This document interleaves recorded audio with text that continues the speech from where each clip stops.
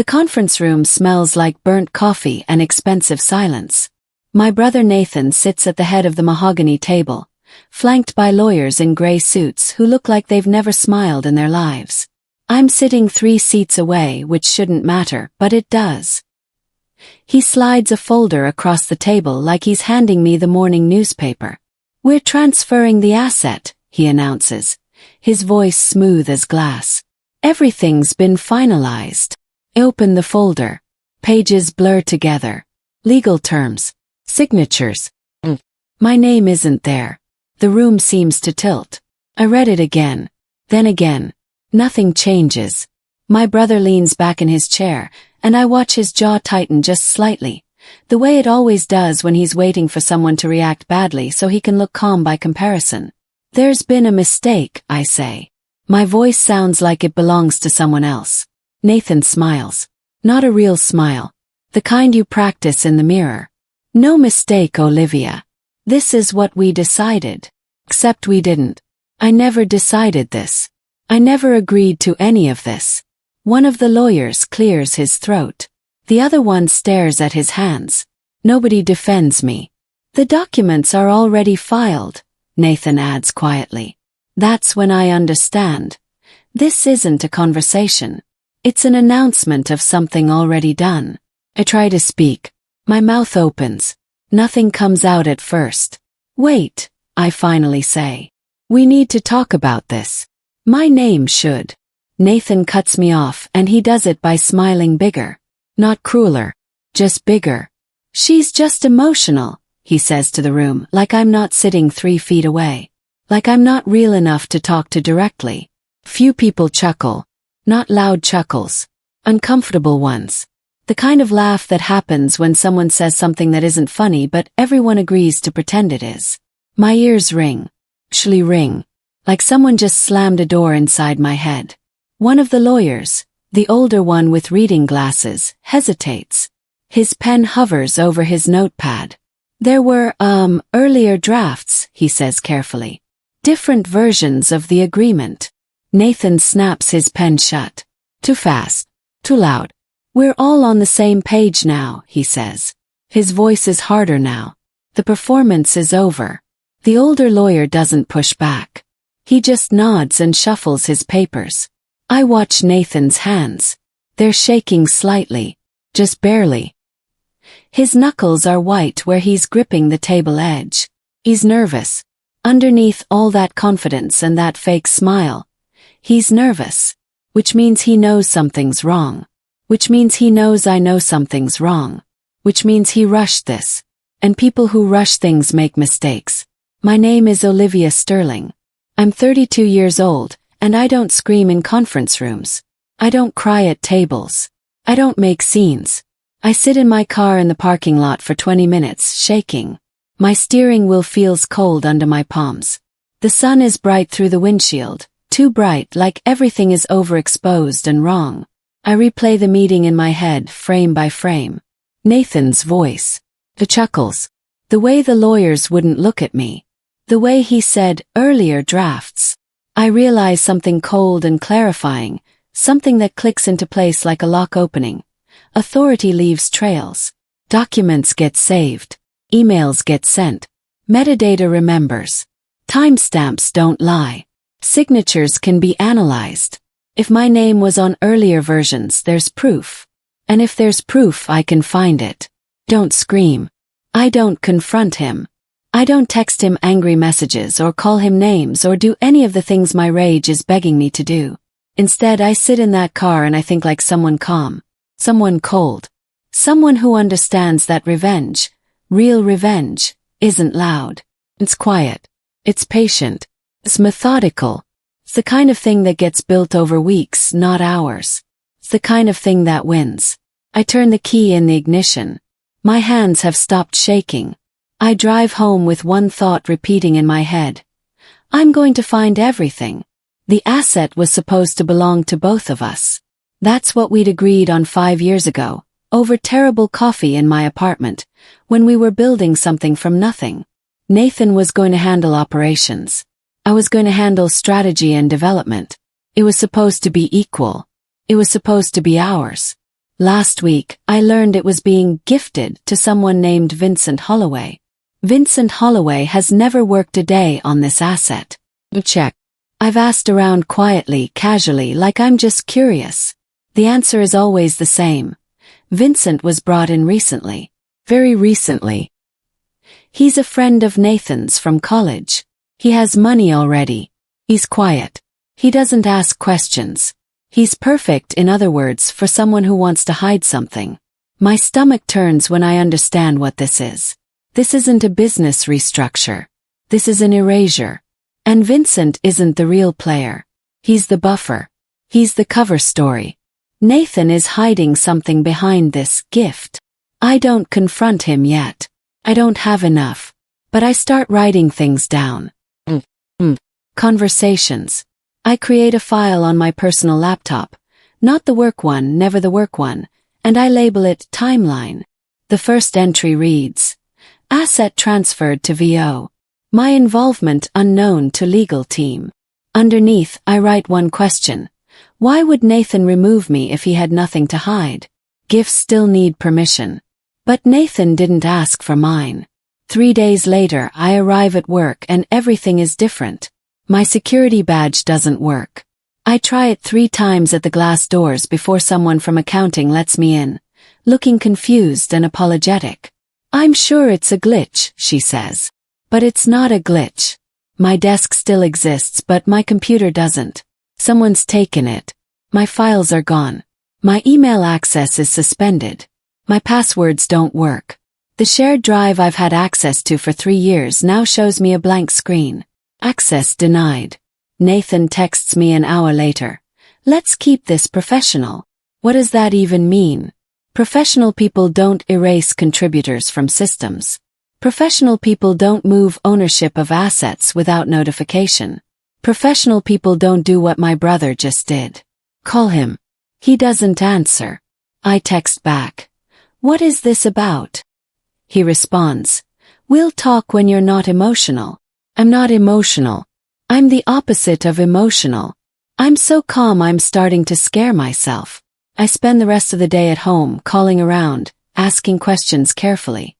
A junior admin, someone named Kyle who used to help me with IT issues, calls me back around 5 in the afternoon.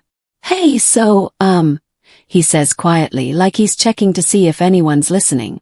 I probably shouldn't tell you this, but your name was on earlier versions of the ownership documents. Like multiple versions. Right up until 2 days ago. My pulse doesn't race. It steadies. 2 days ago. Yes. Yeah. Then suddenly it was gone. And Nathan made it sound like it was always this way, but it wasn't. The metadata shows everything. When files were created. When they were modified. By who? I saw your signature block on the original draft. Thank you, Kyle, I say. I'm going to delete this call from my record, he tells me. Just so you know. He doesn't need to say more. I understand the signal. He's telling me the truth exists.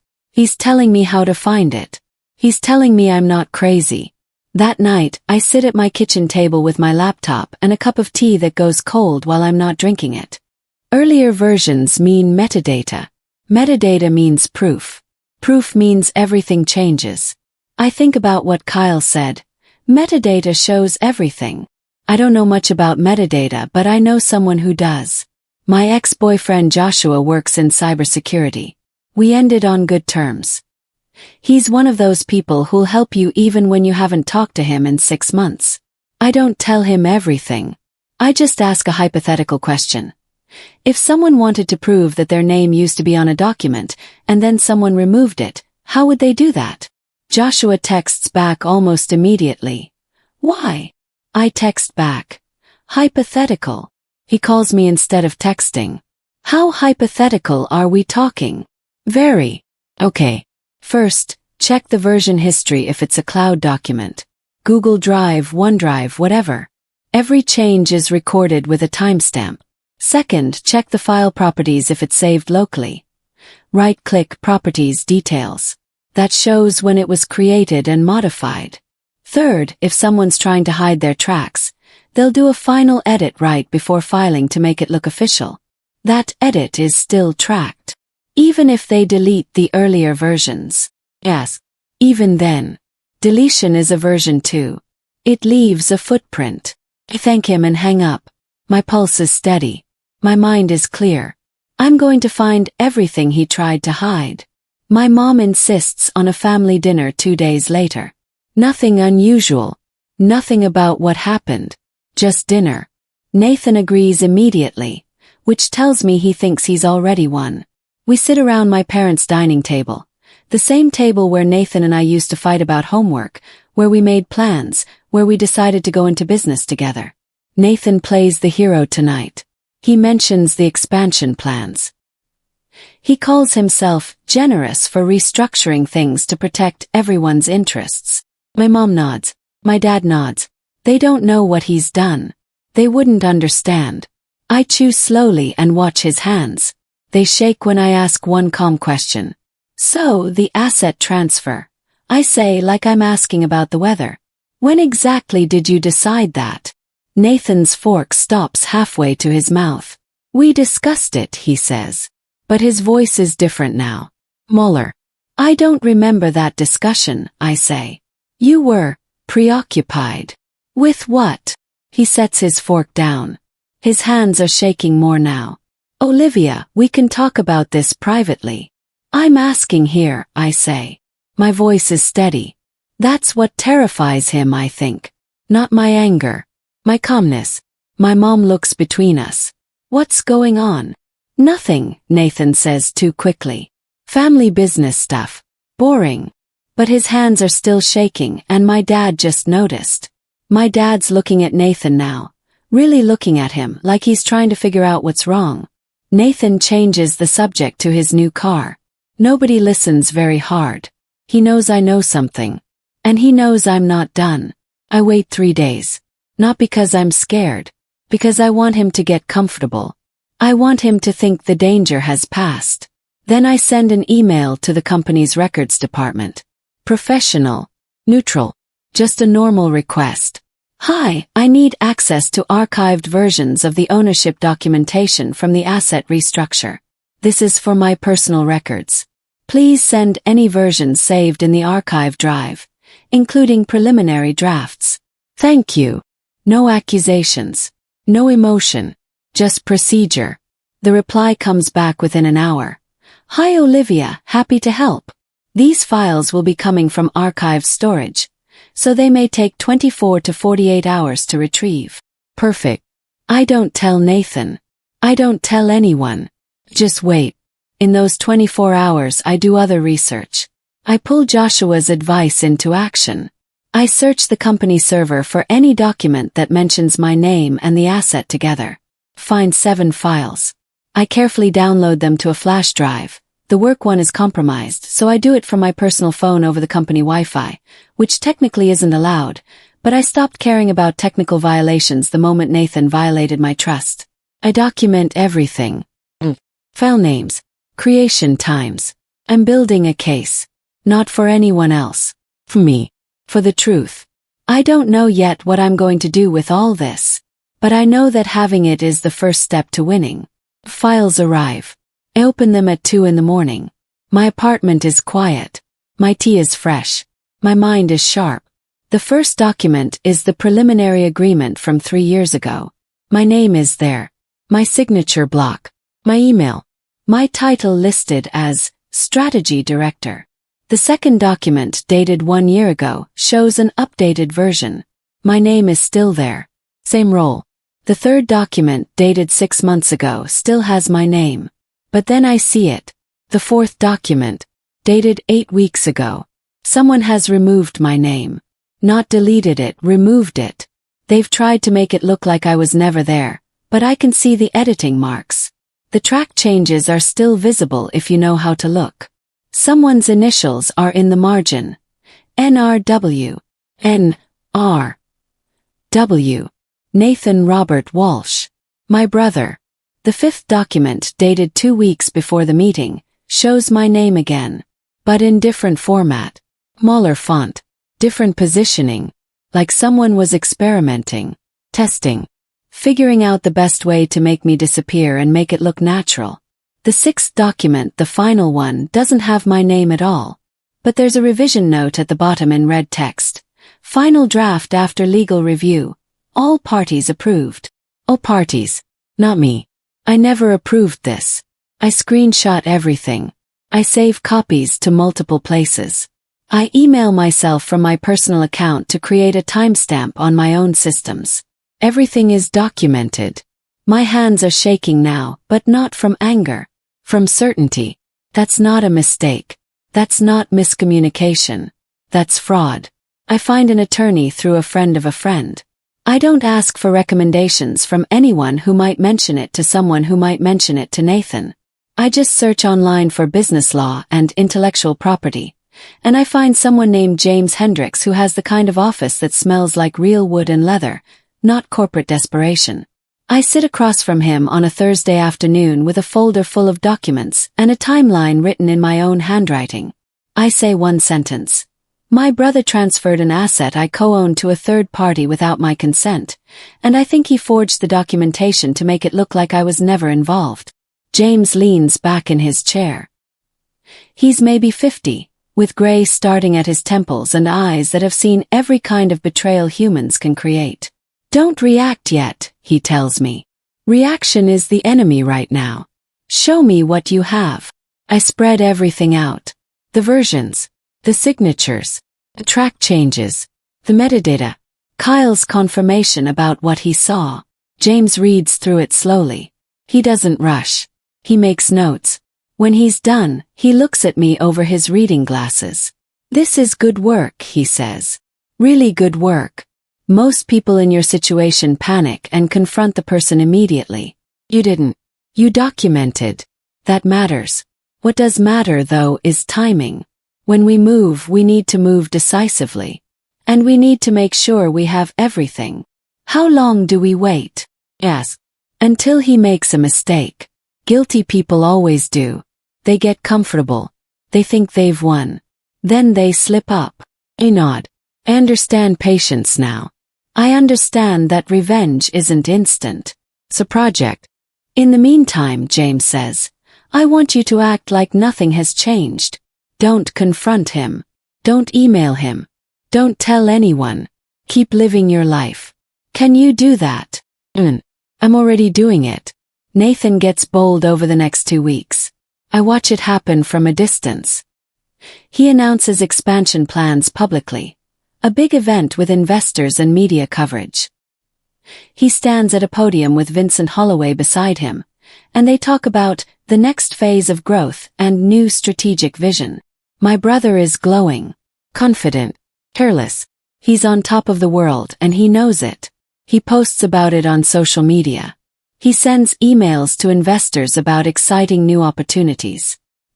He acts like the asset is completely his, like it always was, like nothing has changed.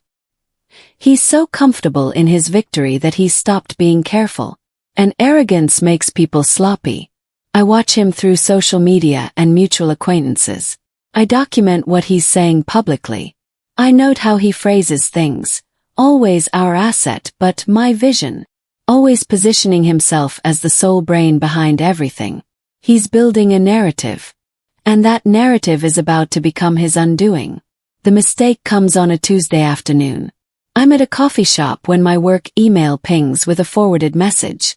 It's from Kyle in IT, and the subject line reads, Server cleanup, old file detected.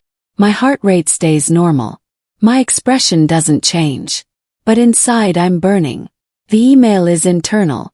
It's from Nathan to the company's legal team, dated 6 days ago. The subject line is, Revisions needed on asset transfer document. Final edits attached. The body reads, Please update the official file with the attached version. Remove all earlier iterations from the archive. I'll need this cleaned up before the investor meeting. Thanks. He's asking them to destroy evidence. He's asking them to delete the earlier versions. He's creating a paper trail that shows he knows something's wrong. My hands stop shaking. I screenshot the email right there in the coffee shop. I send it to myself from my personal account. I text it to James Hendricks with one message. He just provided intent. James texts back. We move soon. He's panicking. I finish my coffee slowly. Don't rush. I don't show emotion. I just sit there and smile to myself because my brother just handed me exactly what I needed to prove he knew what he was doing was wrong. James and I have a meeting the next day. He brings another attorney, a woman named Susan who specializes in contract law and looks like the kind of person who has never lost an argument in her life. We go through everything again. The documents, the signatures, the emails, the metadata. Here's the issue, Susan says, pointing at the original agreement. This signature. He signed it himself on your behalf. Without power of attorney. Yes. Exactly. Your brother has no legal authority to sign documents in your name. Which means the entire transfer is void. It's not just unethical. It's illegal. He forged your consent. Can we prove it? Yes. Look at this, she says. She zooms in on the signature. This is his signature. I've seen your signature on other documents. They don't match. He signed it for you not with your consent. That voids the entire transaction. James and I exchange a look. We're going to win. I already know we're going to win, but hearing someone else say it, someone who has the credentials to make it real, changes something inside me. What do we do? Yes. We wait, James says. We let him make a bigger mistake. Right now he's nervous. We want him panicking. The lawyer from the original conference room, the older one with the reading glasses, reaches out to me through a mutual connection. His name is Kenneth Shaw, and he meets me at a coffee shop on a gray afternoon. He orders black coffee and sits down carefully, like he's carrying something heavy. I know what your brother did, he says quietly. I didn't want to be part of it. When I saw the signatures, when I saw the way he rushed the paperwork, I knew something was wrong. But I was pressured to stay quiet. Why are you telling me this? Yes. Because it's the right thing.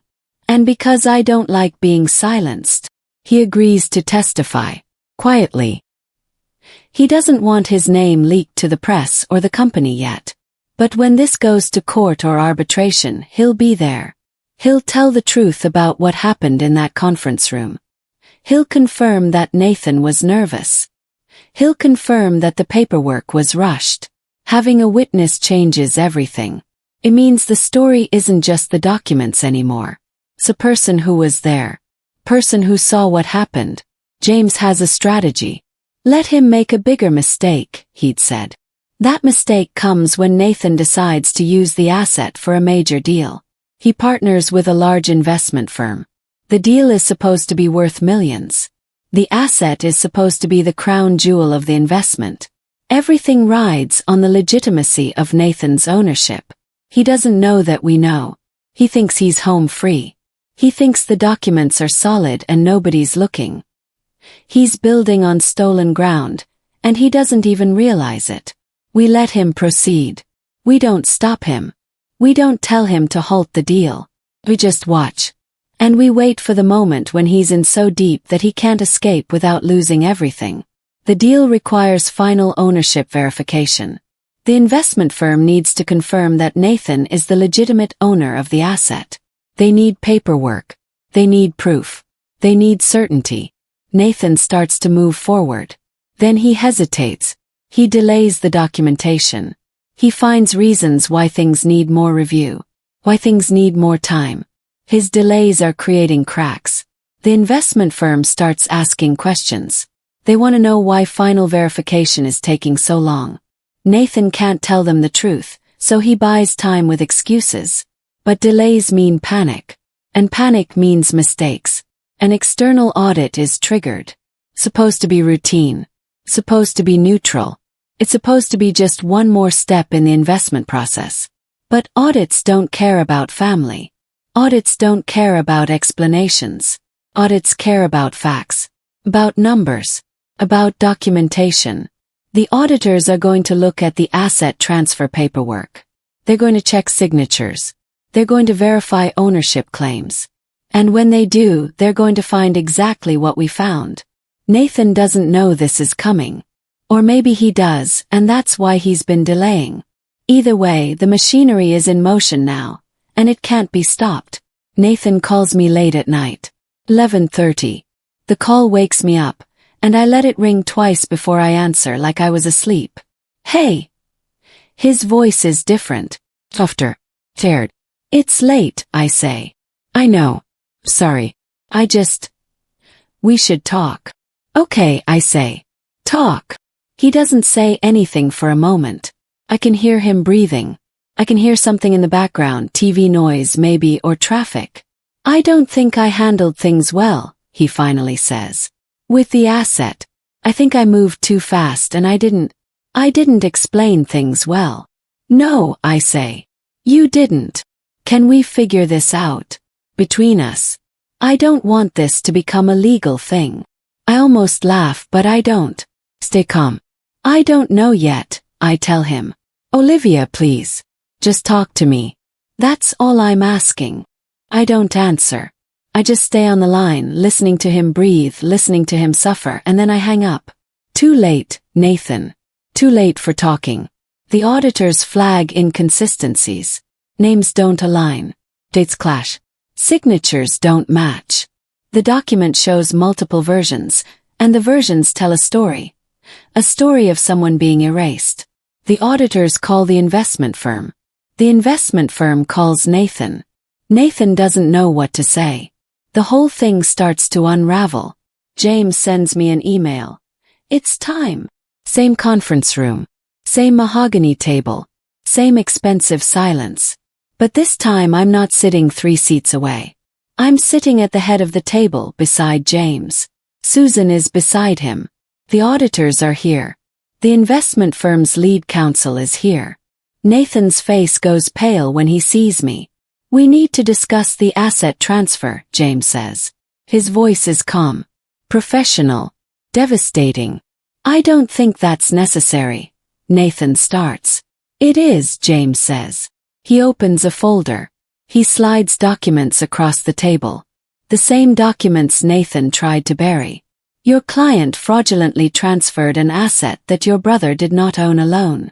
Your client forged Ms. Sterling's signature on the transfer documentation. Your client attempted to cover this up by deleting archived files. The lawyers for the investment firm don't say anything. They just read. Their faces get darker with each page. That's not what happened, Nathan says, but his voice is weak.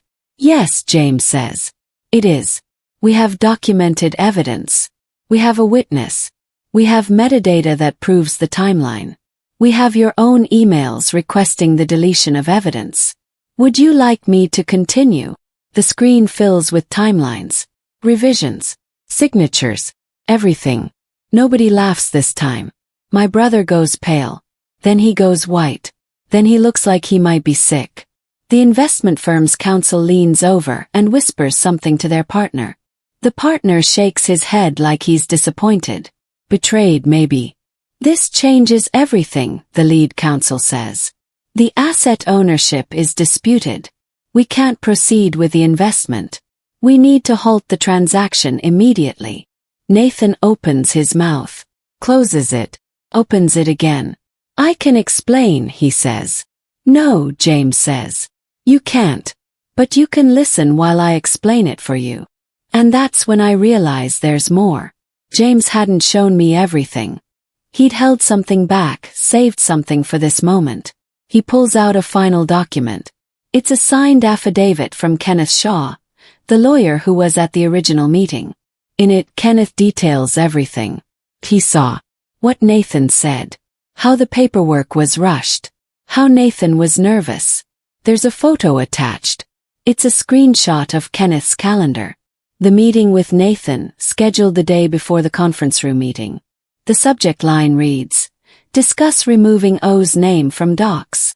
Nathan scheduled a meeting to discuss removing my name. Before he did it. Before he lied about it. That's premeditation. That's intent. That's not a mistake. The transfer is declared invalid. Immediately. Officially. Permanently. The deal freezes.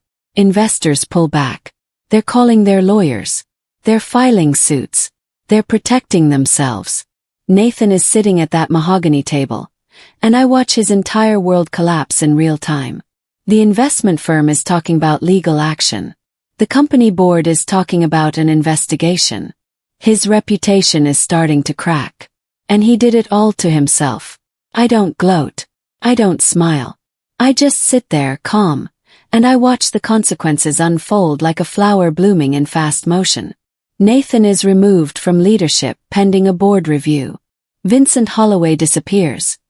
He files paperwork relinquishing all claim to the asset and resigns from the company within 48 hours. He was just the buffer. He was just the cover story. When the real heat came, he vanished. The company's legal team is investigating how this happened. The board is asking questions. People are starting to talk about what Nathan did. Word spreads through the industry. Not fast. These things spread quietly through phone calls and emails and conversations that happen in boardrooms, but it spreads. Nathan's reputation is becoming a cautionary tale. The room finally looks at me. Not with sympathy. With respect. I'm the person who had proof. I'm the person who waited patiently. I'm the person who won. Ownership is restored to me, fully and legally. The documents are amended. My name goes back on them. Everything that was taken gets returned. I'm not just back to where I started. I'm ahead of where I was. The company's board asks me to take a leadership role. James advises me to negotiate hard. I get better terms than I would have had because Nathan tried to erase me and failed. I don't gloat about this either. I don't speak to Nathan.